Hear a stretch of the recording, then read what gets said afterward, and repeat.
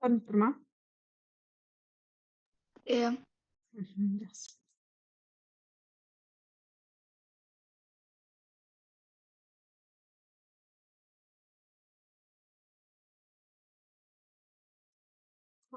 Так, бірінші есептен бастайық. Мен сізге 500 теңге беріп, сіз маған 200 теңге берсеңіз, онда біздің ақшамыз бірдей болады. Менің ақшам сіздікінен қанша теңгеге көп? Тура кешегідей, иә, мына. Мен, мынау Иә. сіз. Так, мен ақшамнан 500 теңге сізге беріп, и мына сізге 200 теңге қалса. 200 теңге қоссақ. Ага. Так, значит, надан автоматически. Надан тоже минус болады ғой? Иә. Сол кезде қанша болады? 700. Жоқ. Так, қара, мынадан 500 теңге алып, енді маған 200 теңге берді. Автоматически одан 200 теңге қосып, жоқ, мынадан 200 теңге азайтылады ғой. Өйткені оған қосып бердік қой маған. Ана, қосып 300 теңге. Сізден 200 теңге алып, қосам маған 500 теңге. Барлығын бір жаққа жинаймын. Мен тұра берсін. Так, мынадан азайтсам 300 теңге. Мына жақта тоже 300 теңге, иә? Иә. Мына жақта минус 300 теңге. Минус 300 теңге. Мына жақта плюс 300 теңге. Мына бетке барған кезде ол плюс 600 теңге болады. Значит, қара. Менің ақшам сіздікінен 600 теңгеге көп. Жақсы, келесі есеп. Сұрақ белгісінің орнына сәйкес келетін санды табыңыз. Так. Мынандай дәл ортасында тұр. Қанша бөлікке бөлінген? 1, 2, 3, 4, 5, 6, 7, 8, 9, 10 бөлікке бөлінген. Дәл ортасында тұр сұрақ белгісі. Сол үшін 3,7-ге қосамыз 4,2-ні. Бөлеміз 2-ге. Бөлеміз 2-ге. Қанша болады сонда? 7,9. Ақта 2. Есептесек? 3,2-ден 3,195 болу керек. Есептеп көр. Калькулятормен есептеп көр. Былай бөліп есептеп көр.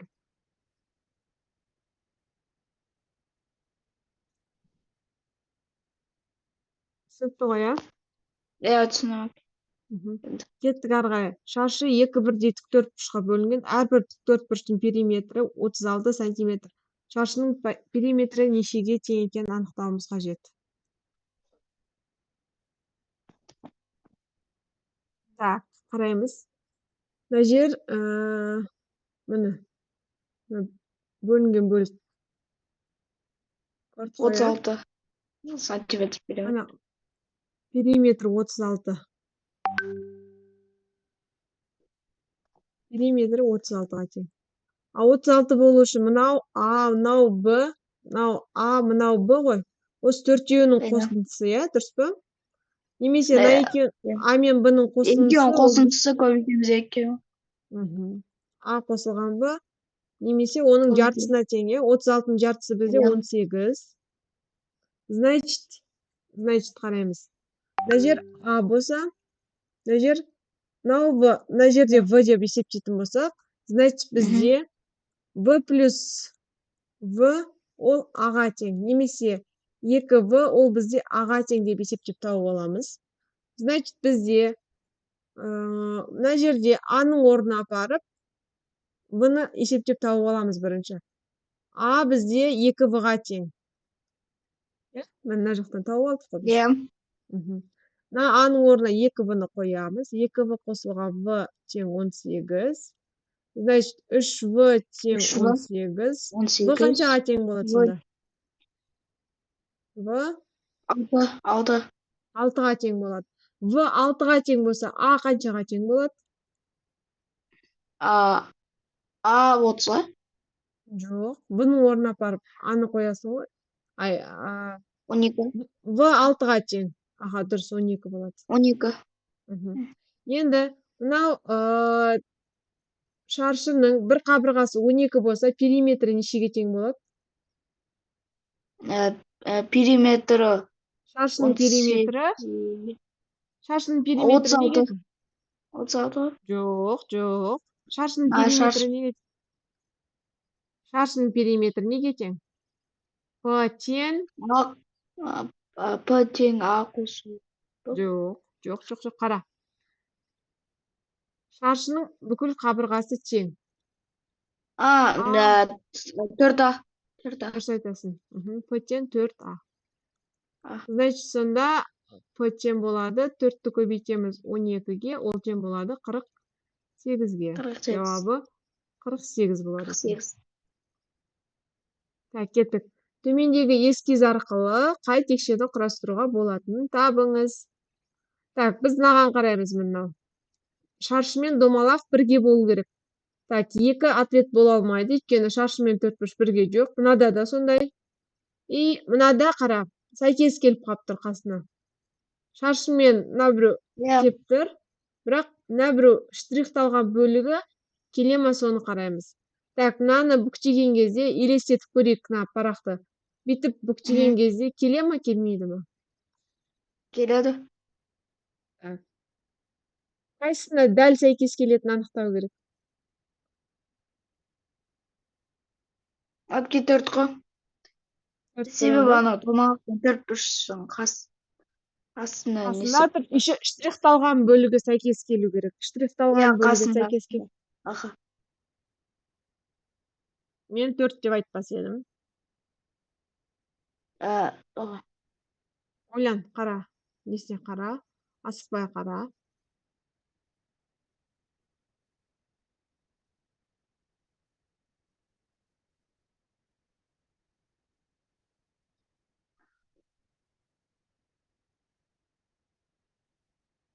Мынаны былай қоятын болсақ,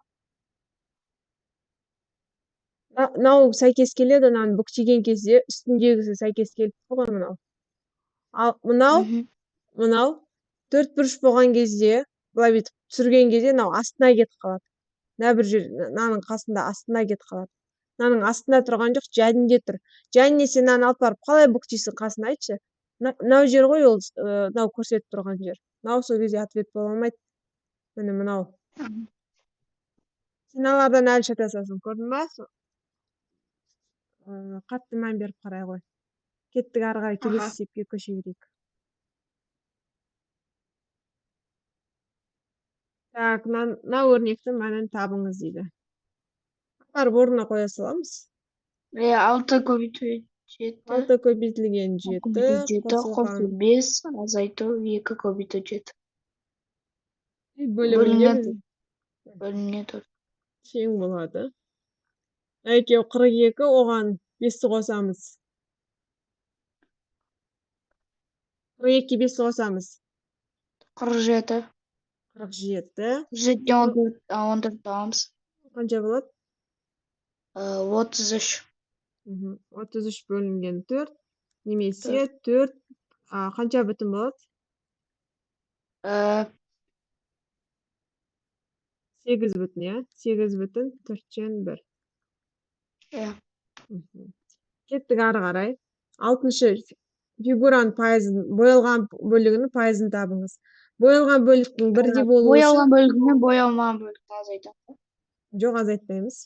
Мынаны дәл осында үшбұрыштарға бөліп аламыз. Мынаны бөліп аламыз. Бай. Енді санаймыз, неше не бар?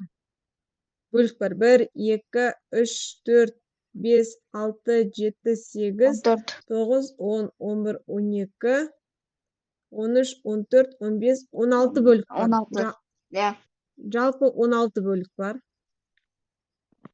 Боялған бөлігі нешеу? 2. Боялған бөлігі біреу. Азайтпайсың. Азайтамыз 2-ден 1. Қатынас қып жазып аламыз. 16-тан 2 деп қатынас деп жазып аламыз. Соны көбейтеміз, 100-ге процент табу керек бізге.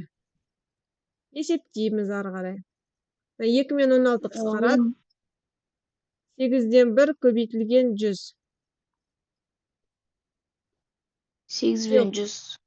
Қысқарады. Hadi. Маған 12,5.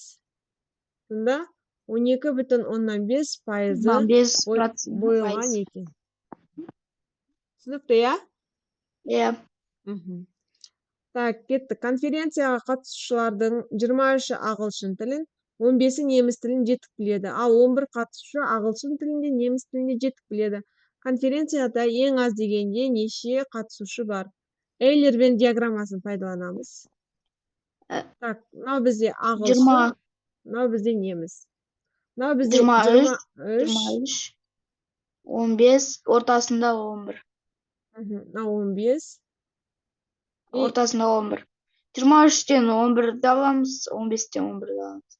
Дұрыс айтасың. Сол кезде не жерде қанша болады? 12. 12. Мына жерде 4. Бізге енді барлығын қосу керек. Бізде барлық қатысушыны табу керек. 27. 27. Түсінікті, иә бұл? Иә. Кеттік ары қарай. Сұрақ белгісінің орнына сәйкес келетін санды табыңыз. Так. Мынандай жағдайда не істесек болады екен?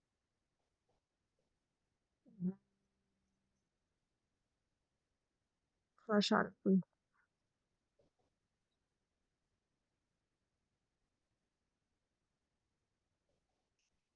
Үшке бөлсек.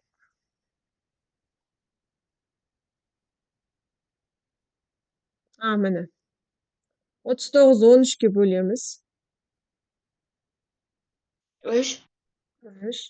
Астындағысын қосып аламыз. 2-ні қосамыз, көбейтеміз. Көбейтеміз 6. 11, 12. 12. Сол кезде 15 шықты. 15 шығып тұр, иә? Так, мына жерде де сондай. 27-ні бөлеміз 9-ға. 9-ға. 3-тен. 3. Мына жерде 4-ті көбейтеміз 7-ге. 28 қосындысы 31 шығып тұр. Мына жерде де дәл сондай. 42-ні бөлеміз 14-ке. 3 шығады. 5-ті көбейтеміз 3-ке. 15. Қосамыз. 18. 18 шығады. Так, ары қарай кеттік. Мына түсінікті, иә? Иә. Так, мынандай кезде қараймыз. Мынау есеп өте қызық. Мынандай берілсе, есепке қараймыз бірінші. 36, 100 деген қандай да бір сандардың квадраты сияқты, иә, байқасақ? Иә. Значит, мынау 6-ның квадраты деп ойлаймыз Бәрін да. қосыңыз квадрат емес па? Дұрыс айтасың. Значит, 3 қосылған 2 қосылған 1. 6-ның квадраты 36. Мына жерде сондай. 2 қосылған 5 қосылған 3. 10-ның квадраты 100. Мына жерде 4 қосылған 2 қосылған 5. 11-дің квадраты 100. 121. 121. Так, кеттік ары қарай.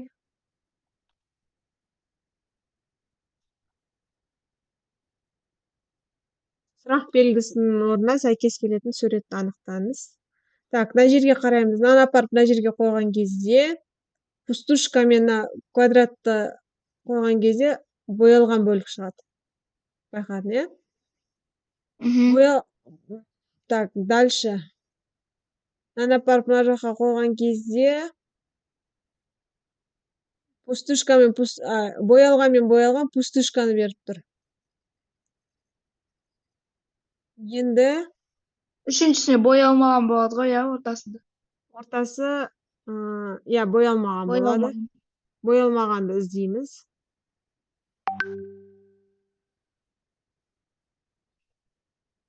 Так, боялмаған. Так, значит, мыналар ответ болмайды бізде. Бір ба? Бір. Бірді апарып қойсақ. Жоқ, бір болмайды. 4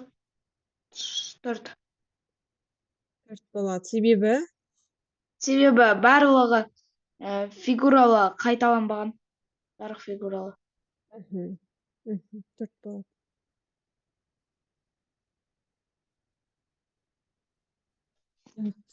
Кеттік ары қарай. Сұрақ белгісінің орнына сәйкес келетін суретті анықтаңыз. Ады оңай. Өзің таба ғой. Не ма? Бір ма? Жоқ. Үш. Жоқ, ойлан сен. Не үшін ондай болады? Қара.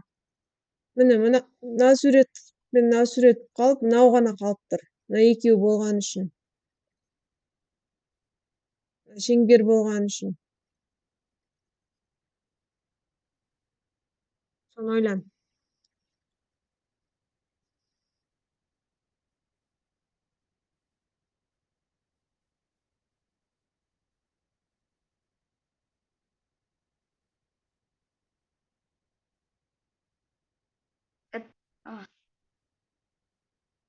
Төрт.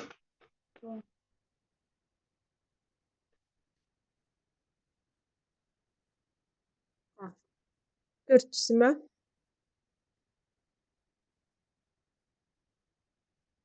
Қайтадан қарайық. Мына жерде мына шеңбер мына жақта қайталап тұр ғой, міне. Бірінші мынаны апарып мынаның үстіне қойған кезде беттеседі ма? Міне шеңбері беттесіп тұр, шеңбер қалды. Мына жақта басқа артық фигуралар беттеспейді, өйткені беттескені ғана қалып тұр ғой, біріншісінде. Екіншісінде де сондай, қара. Беттескен фигура ғана, мынау ғана бізде бұл жерде беттесіп тұрған. Мына біреу ғана. Түсіндің, не? Иә. Үшіншісінде қара, беттесіп тұрған. Нүкте ғана қалып қалады ғой. Нүкте ғана қалып тұр ғой, міне. Иә. Сол кезде үшінші сұрақ ответ болады. Мына жерде сен төртті жаңа 10 сұраққа қайтадан оралаймыз ба? Не үшін ондай болғанын көрсете аласың, онан қара, міне. Тоже сондай. Наоборот, бұл жерде беттескендер жоқ болып кетіп жатыр. Түсіндің ғой, міне. Мына төртбұрышпен тұр, ромбигімен тұр. Мына жерге қараймыз. Төртбұрыш пен төртбұрыш екеуі беттесті, жоқ болып кетті. Ромбик беттескен жоқ, қалды. Ал мынандай екі боялғандар болса, онда ол пустышканы беріп тұр. Мына жерде де қара. Мынау шығу үшін бізде беттеспеу керек, иә? Иә. Міне, беттеспейтін мынау қалу керек. Сосын мына біреу жойылып кету керек. Жойылып кету үшін ол суретте болу керек.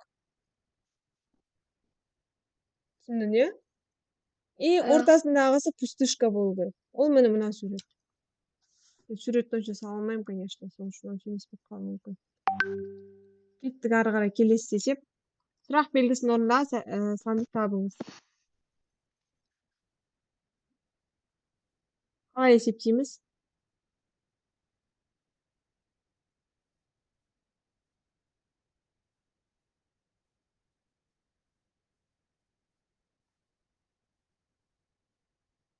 Так, бастапқысын айтайын саған. Мен мынаны қосамыз. 6 қосылған 9. 20. 6 мен 9 қоссақ 20 ма, не? 6-ны 9-ға, не? 15. Мына жерге жазайыншы кішкене. 6 плюс 9 минус, или минус емес қазір. 11 плюс... Әпке 15 болып кетеді, нөл болып кетеді. Минус болса... Так, мына жерде 15 минус 7. 8 шығып тұр. 8, Ұрғай, дәл осылай амалдар орындала ма, есептеп шығып? 7 қосу. Иә, шығады. 9-дан 7, 16. 16-дан азайтамыз 3-ті. Арға келесі есептейік.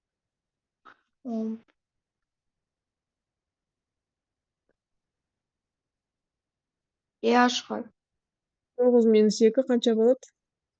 11. 11-ден 7-ні азайтсақ 9 шығып тұр ма? 7 ғой. 11-ден жетіні азайтса 2 ғой. 11-ден 2-ні. Ары қарай. 32-ке қосамыз 20-ны.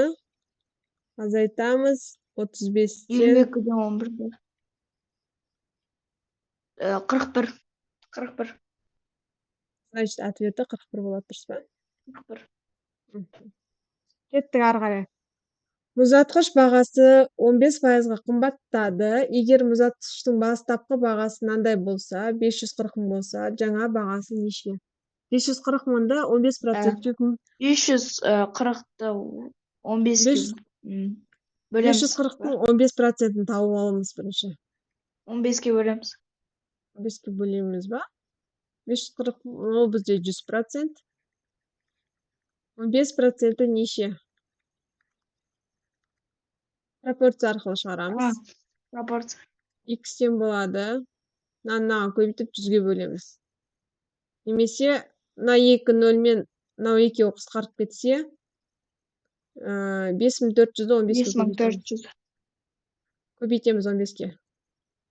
Көбейтеміз. Көбейте Бөлем. ғой. Көбейте ғой.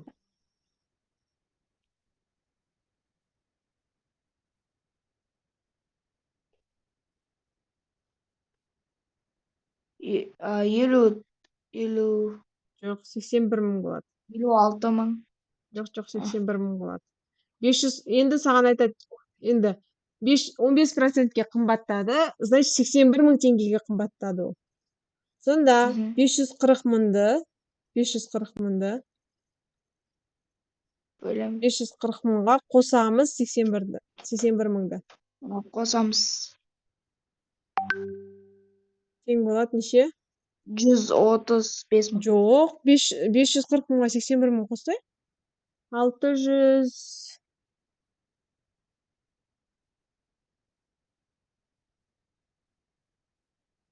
Қанша шығады? Қос, 540 мыңға 81 мыңды қос.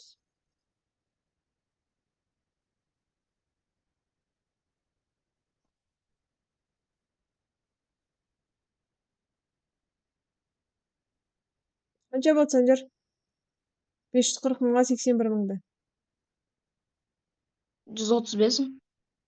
Қалай 500-ге 621 мың. 621 мың.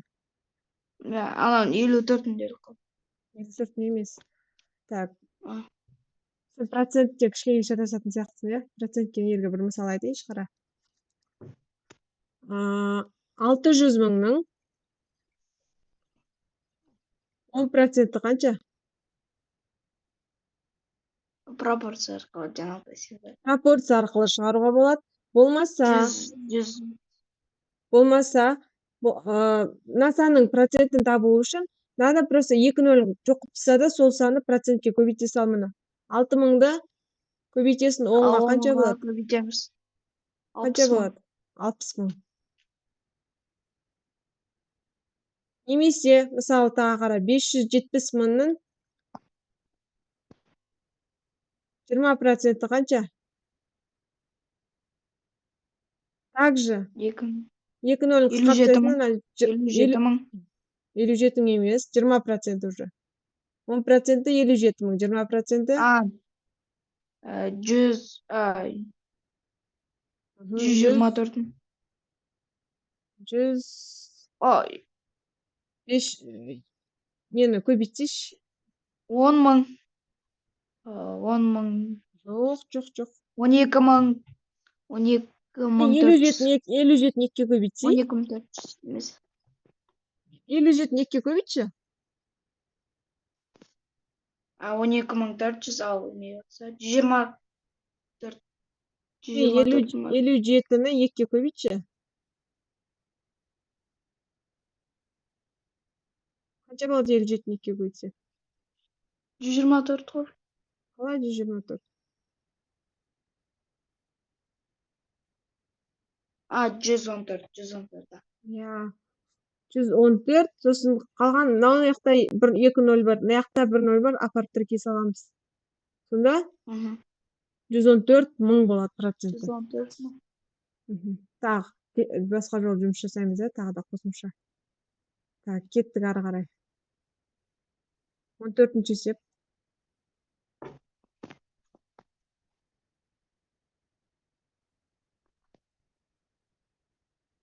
1 саат 42 минут. 1 саат 42 минут. 37 минутты косамыз биринчи. Канча болот 37 минутты косак?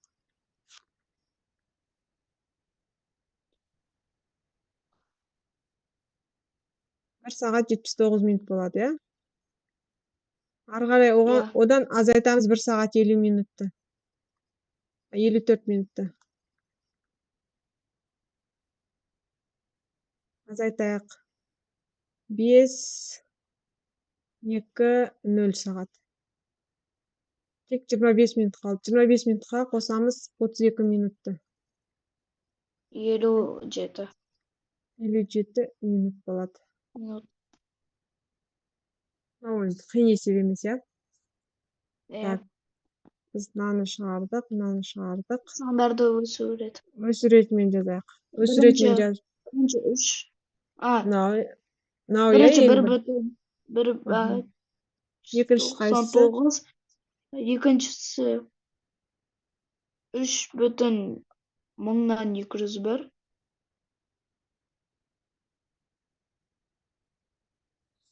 Апке Айшин 3 ба? Екіншісі. Дұрыс 201. Сосын 3,10 Жок, 201 эмес, неде 2001 бар го. Жок, 2001 бар экен го. 2001, одан кейін 3,10 2011. 2011 дейсин ба? 2011 жок.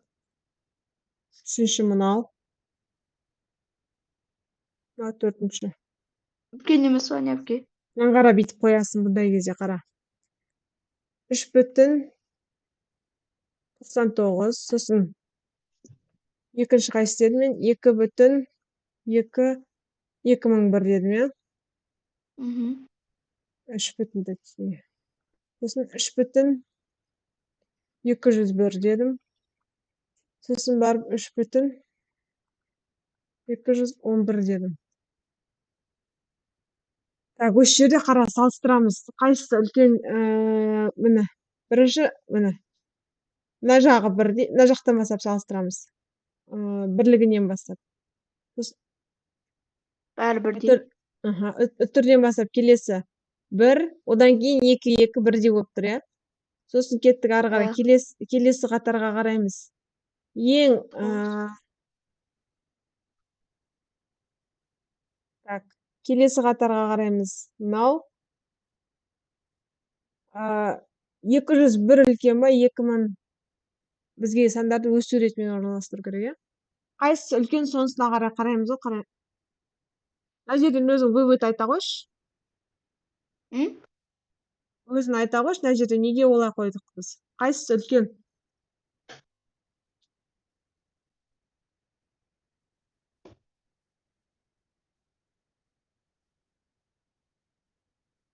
Несинен?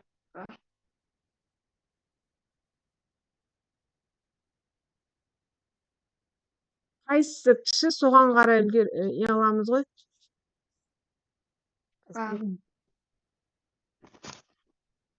Ең кичиси 3,199. Одан кийин 10.000'dan 2001. Сосын 3,201. Так, мына жерге кара. Экинчи катары бар го, мына жерчи. Бирдей.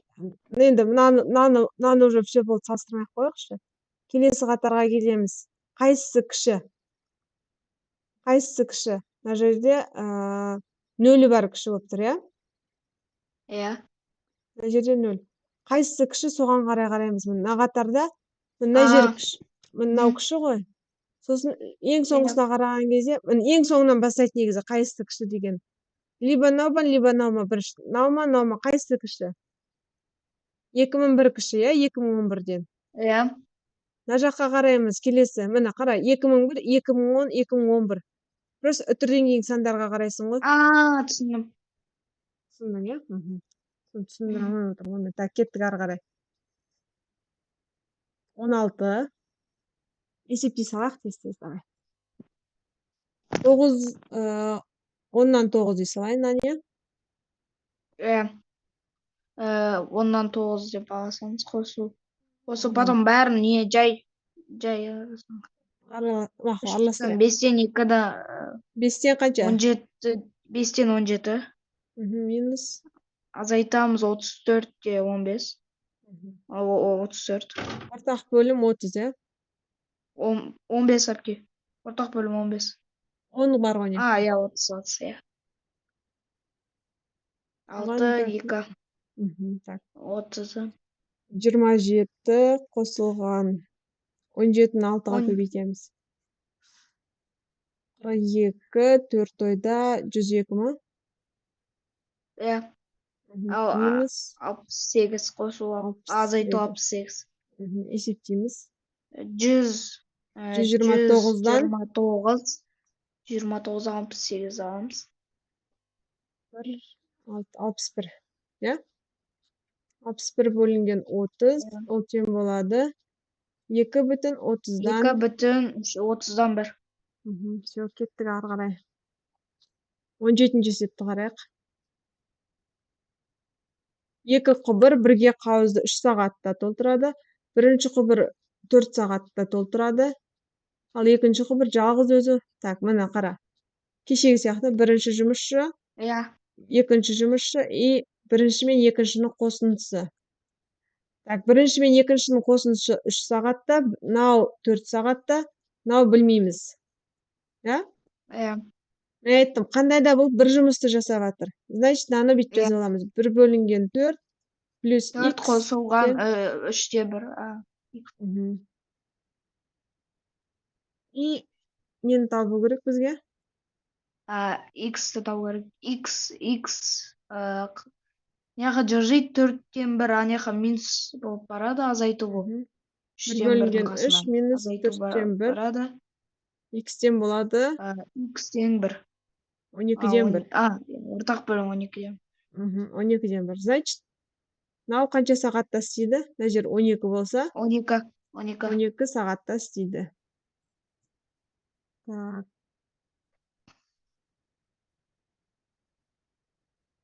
Өшірейін ба мына жерді?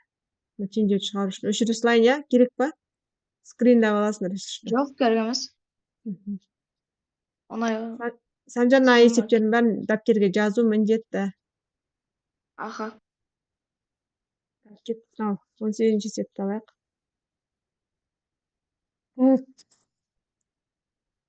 Мынау бөлімі тұр өзі. Мына бетке аударып алсақ, қанша болады? Сразу есепті жазақ.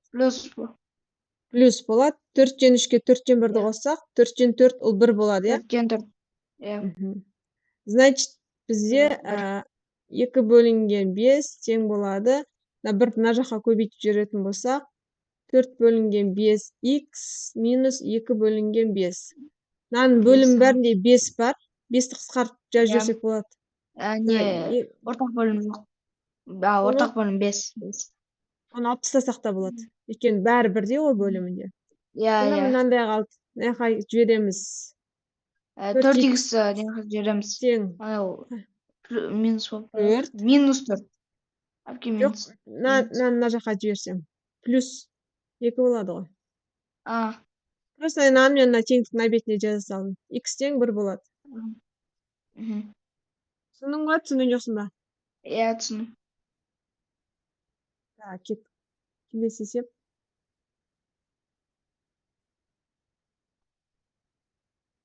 Так, азамат барлық ақшасының 3-тен 1-не асханадан тамақ ішіп және 200 теңгеге дәптер алды.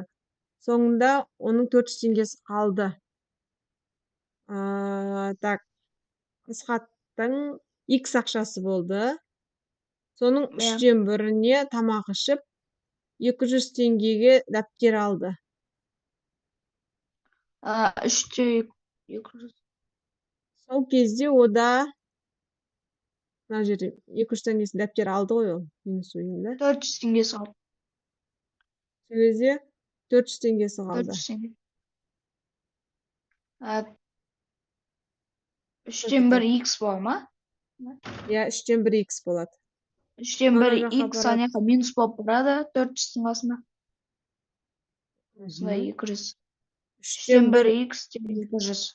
200 x-тен x тен 600. 3-ке көбейттіңіз, а? 200-да. Аха. Петр бізден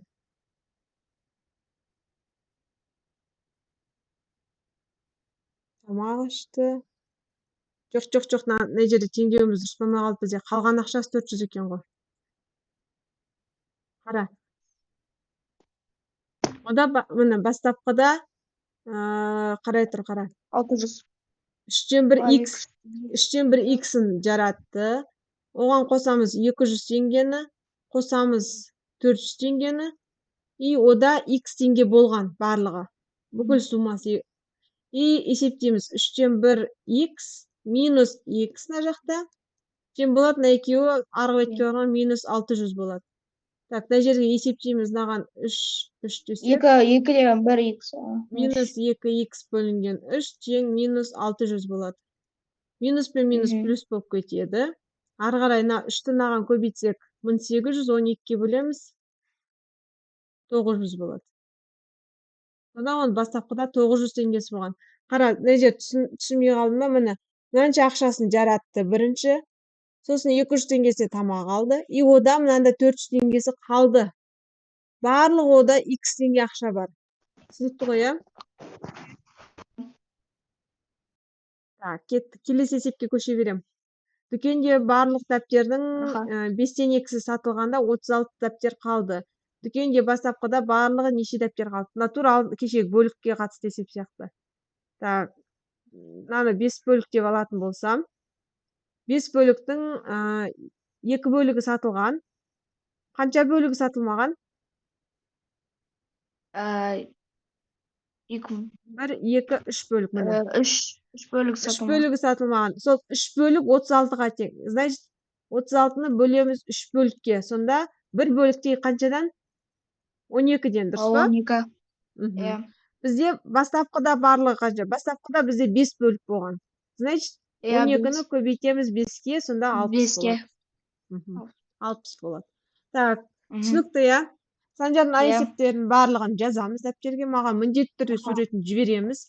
Түсінбеген есепті қайтадан сұраймыз, қайтадан түсіндірем. Аха. Жақсы сау бол. Қазір.